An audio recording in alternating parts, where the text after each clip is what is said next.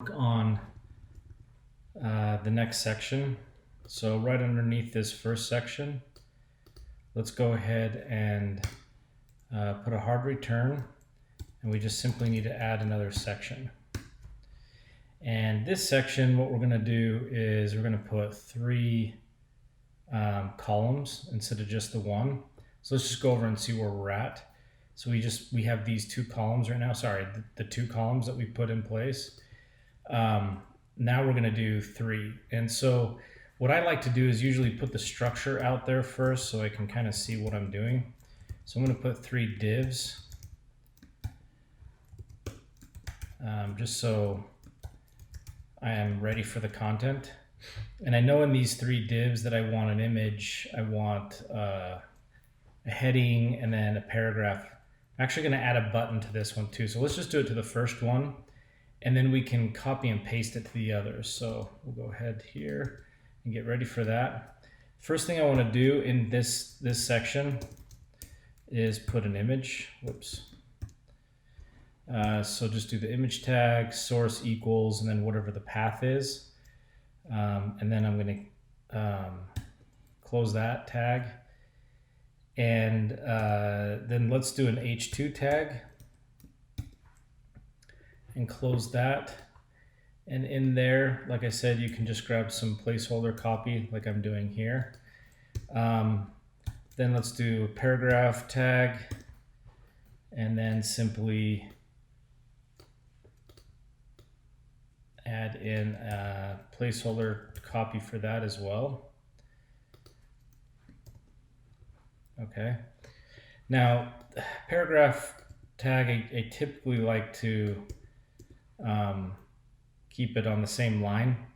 If you have an editor that breaks the text up, that's fine. But I do that just for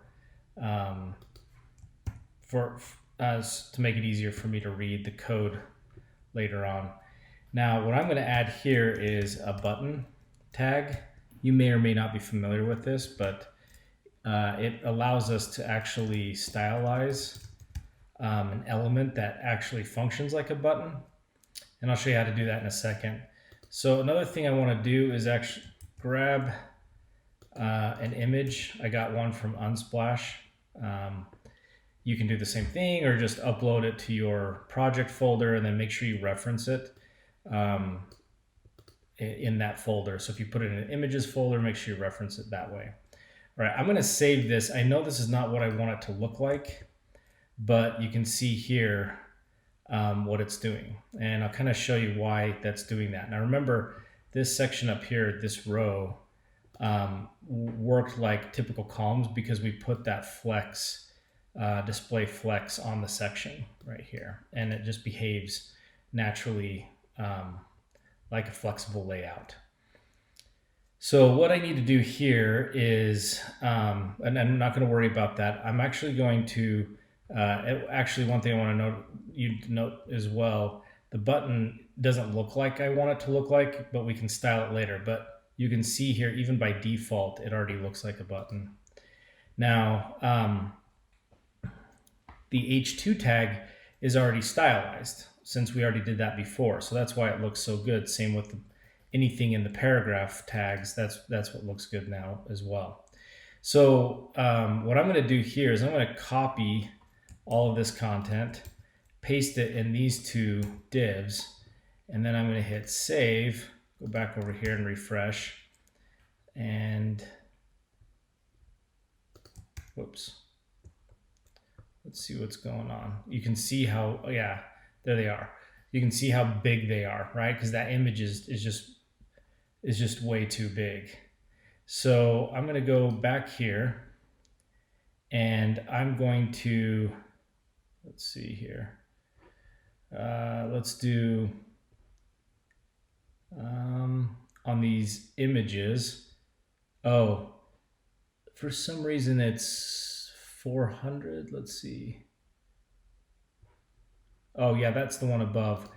We might need to add an inline style. So let's do this. Style equals on the first image. Let's test this out. So an inline style is outside of your main styles up above. And so we'll do 100%. And then let's copy, let's paste it to those other two images. So I'm just putting that on the image. Let's save that. It's good that you can kind of see some issues that we have to like deal with. Oh, okay. So what that did is said that the image is the width of whatever that flex box allows it to do, and that already distributes it, the 3 columns, evenly. So that fixes a little hack that we had to do to make that image work. And that's pretty normal. So let's go ahead and style the button, and then we're going to put on the background image, and that's all for that video. So what I'll do here is let's stylize, let's see, this button right here. So we're going to go up to our styles up above here, and let's go ahead and add a button. So we'll reference the button tag.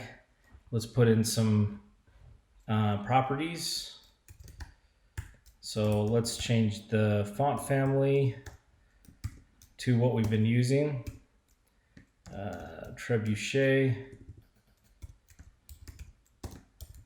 I think it's MS for the system. Padding, let's do 15 pixels. Background color, pick whatever color you want. I'm just going to do 13A4FA. That's just the hexadecimal for that value. Border pixels, and then color, let's do pound, then 6 Fs, 1 2 3 4 5 6. That's a hexadecimal for white. And then font weight is bold. So let's save that. Now any button tag that we use in our document will take on those attributes. Okay, so let's go down. The last thing I want to do in this video, so it doesn't get too big, let's throw in some of the body features. So let's put a background image. You need to specify the URL. This one's a little bit different than an image, but you still need quotes. Like I said before, I already collected some of the images from the web, so I'll just put in that absolute URL. Let's hit save and go check it out. Let's see what it looks like so far. Okay, not too shabby, but there's a couple things I want to add to it. So let's do, first and foremost, let's do background repeat. Whoops. We actually don't want a repeat. That's if your document gets too long, then it's going to start repeating. But this property is kind of interesting. So the background attachment equals fixed. If we refresh, you'll see the background now doesn't move with scroll. So that works through the browser just fine. Let's do another one, background. These are some pretty common ones: position, center.